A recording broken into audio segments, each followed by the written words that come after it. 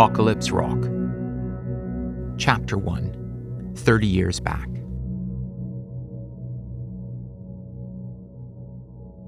The weather's fine for late September.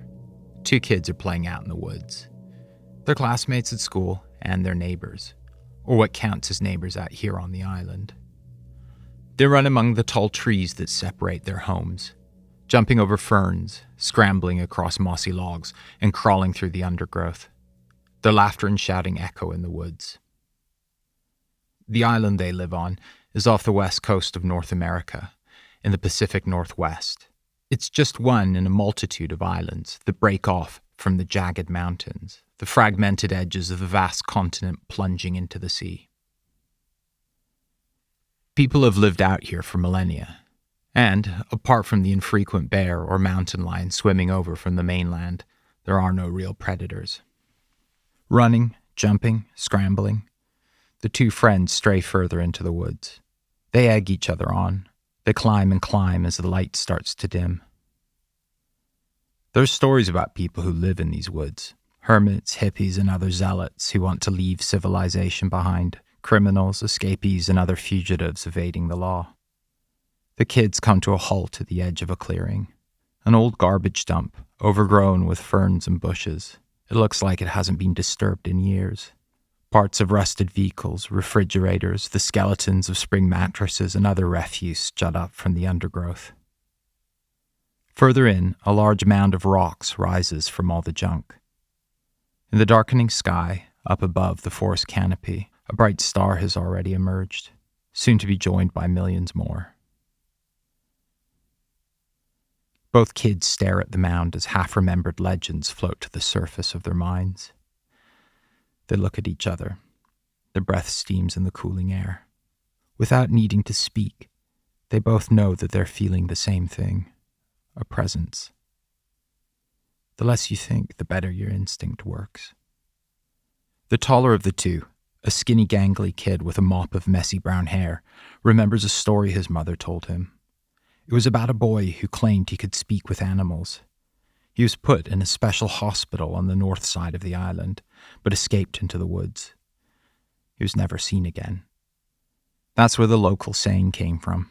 If you ever lost something, you'd say the boy in the woods had taken it. The shorter of the 2, a stocky kid with bowl-cut black hair, remembers a legend his mother told him. It was about a creature who lurks in the ground and the sea, and has a head and 4/4 of a deer, and a tail like a snake. When the creature decides to visit the surface world, it shakes the earth, and storms follow. Rushes of turbid water decimate everything close to shore. Landslides wipe out entire valleys. The trees become warped, twisted in half-death. The earth is torn open. Above the boys, the trees gently sway in a mild wind, the low-level whisper of white noise, punctuated by the distant squawking of seagulls. Whatever truth might be found among all the legends, myths, and rumors that inhabit these forests, the 2 kids are sure that this is a terrible place. They stare into the mound. The tall, gangly kid walks closer to it, his curiosity tempering his fear. There's something inside. The shorter, stocky kid stays put. Doug, don't. You don't know what's in there. Can you hear that? Doug, the gangly kid, goes right up to it, peering into the dark cracks between the moss-covered rocks. The evenings here can play tricks. Things go dark blue and green as if they're underwater. The forest details darken toward black, and so the mind tries to compensate, making images out of the formless mass, details that might not really be there, like the tiny crack of a twig in the dead silent night that sets off primordial nerves. Doug, stop being an idiot. Stop being a pussy. Doug tries to sound grown up, but his voice gulps on his friend's name. Bear? And then Doug hears it, again, now more clearly. A child's voice whispering to him from deep in the mound. Bear can't hear it. Shame. Doug thinks he sees a dim, dirty green light glowing from between a gap in the stones. He reaches his hand into it, his fingers pushing past moist, dirty roots and into the clammy, cold mound, right up to his elbow. Then slowly, he pushes further in.